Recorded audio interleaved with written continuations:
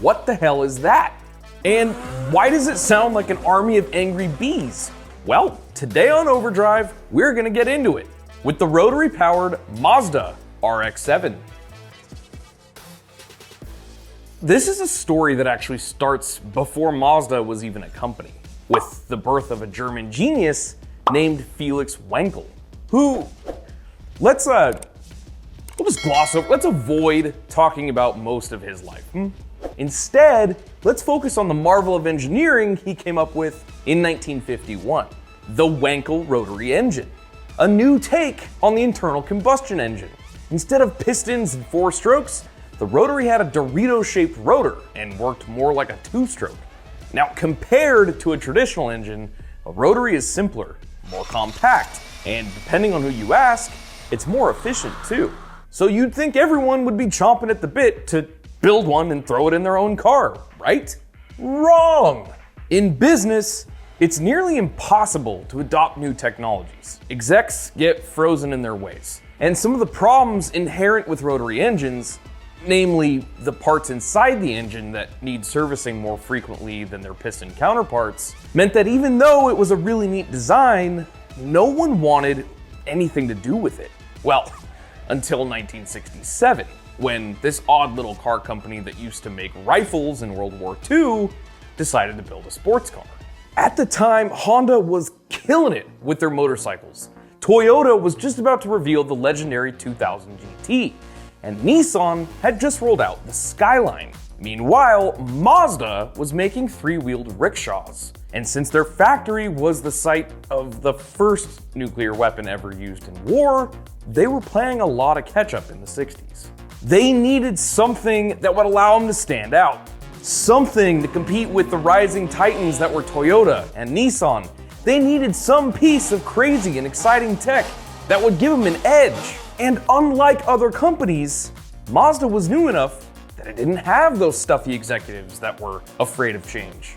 Inspired by the very prototype car that Felix Wankel himself helped develop, Mazda started making their own rotary engines and shoving them in a bunch of Cosmo Sport coupes, plus a whole bunch of other cars, including a pickup truck, but that's a story for another time.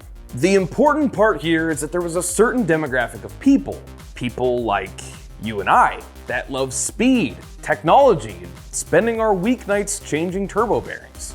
This demographic loved the high-power, lightweight rotary, and Mazda had found themselves a place in the enthusiast world.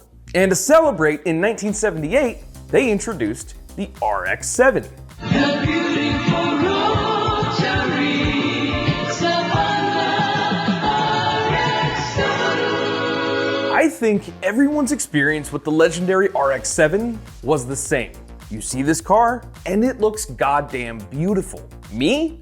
Well, I was a little kid, probably 8 years old, and remembered seeing one in a Road and Track magazine. So there I am, I'm flipping through pages, and I'll never forget, there was this little red car, and it sort of reminded me of a Miata crossed with a C5 Corvette, with a tagline of Zoom Zoom, and I was instantly in love. All right, now hold on, because I know some of you are like Mazda historians. We're gonna simplify the RX-7 timeline. Yes, there was an RX-3 Savannah, and a Series 1 FB, and a Series 2 and 3 FB, and an RX-7 Savannah, and look, FB, FC, FD. If you wanna know more, start with Wikipedia, and then slowly drive yourself insane trying to figure it all out. In 1978, the FB RX-7 was unleashed on the world. It had a smaller 12A rotary engine, and people loved it, despite it looking like a knockoff Nissan. They loved it enough that Mazda was able to develop an all-new rotary engine, the one we all know and love, the 13B, which they first shoved into the RX-7 in 1984. And that was the last piece of the puzzle, before the crowd favorite FC3S came out, aka the second generation RX-7. The Series 3 RX-7 was really successful in the United States, but the Series 4 FC3S absolutely destroyed it. No one was prepared for this car. It had insane oversteer. looked like a high-performance car, and at its price point, it punched way above its class. I mean, here's how it works. You all know that horsepower isn't the end of the story. Horsepower to weight is a better indicator of how a car will actually go out and perform. Nissan 300ZX made 200 horsepower and weighed 3,000 pounds. The RX-7 FC Turbo made 182 horsepower, but weighed 500 pounds less. Oh, and proved that rotary engines could win races, leading to the 787B. A car that by now you've heard of. Something about it being one of the only cars from Japan to ever win Le Mans, something like that. Needless to say, in 1992, Mazda wasn't a company playing catch-up anymore. No. Mazda was the company that was known for listening to enthusiasts first and critics second. It was the company that took the design team that created the answer, the MX-5 Miata, the very car that revitalized the sports car as we knew it, and gave it some balls, in order to create one of the greatest cars of all time, the RX-7 FD.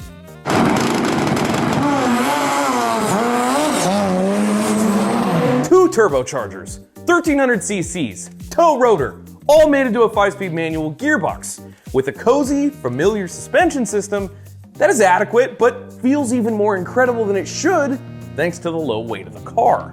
And, most of all, the design. See, the early 90s was another golden age of car design. The last bits of the malaise era were gone, and the boxy, safety-focused 80s were over. But the new, safety, angular 2000s hadn't yet begun. And the everything's a blob of the 2010s was still a distant future. It was great. 3000 GT, Supra Mark IV, BMW E36, C5 Corvette, Mitsubishi Lancer Evolution, all of them truly stunning cars in their own right. But Mazda's RX-7 was just a cut above the rest. The looks and the crazy engine combined to make the best driver's car ever, at least according to Playboy. Yeah, that Playboy, who tested it against the Dodge Viper, and believe it or not, preferred the RX-7. The accolades kept rolling in. Motor Trend named it Car of the Year. Car and Driver gave it a permanent place in every top 10 list. Road and Track called it the purest, most exhilarating car in the world. And it was named Car of the Year in Japan. That's the critics though. I mean, who really cares what they think? On track, it was the exact same story. The RX-7 dominated in racing during the 80s, and the FD continued to take home podium finishes until it was discontinued, because unfortunately, all good things must come to an end. The last FD was sold in the US in 1995, but the platform actually continued overseas, where the Series 7 that went from 96 to 98 had more horsepower, a factory body kit, and 17-inch wheels. And finally a Series 8, which ran until 2002, which was the fastest RX-7 we never got. It seems like Mazda knew how to bow out gracefully, unlike some of the other Nissan companies. And in 2001, the RX-8 was announced, and it hit dealer lots in 2004. Let's be honest though, no one really cares about the RX-8. It's not as good looking, it's not as fast, and literally nothing could follow up on the RX-7. Even putting the car in the X-Men movies didn't help, because the RX-7 had built a legacy. In fact, it sometimes feels like the RX-7 has had more screen time than any other JDM hero.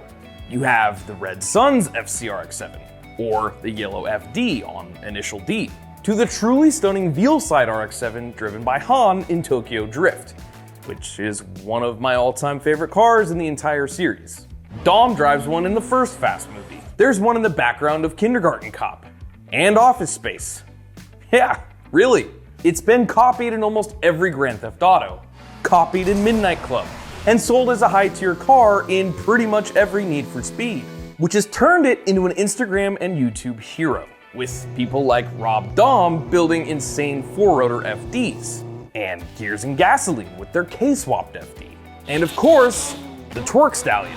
It seems like no one can get enough of Mazda's weird rotary-powered sports car. I don't think anything will ever be able to follow it up. if I'm honest. Since even Mazda still teases a new rotary car, and remakes are super in right now, but they're going all in on the Miata and electrification. Yeah, boo.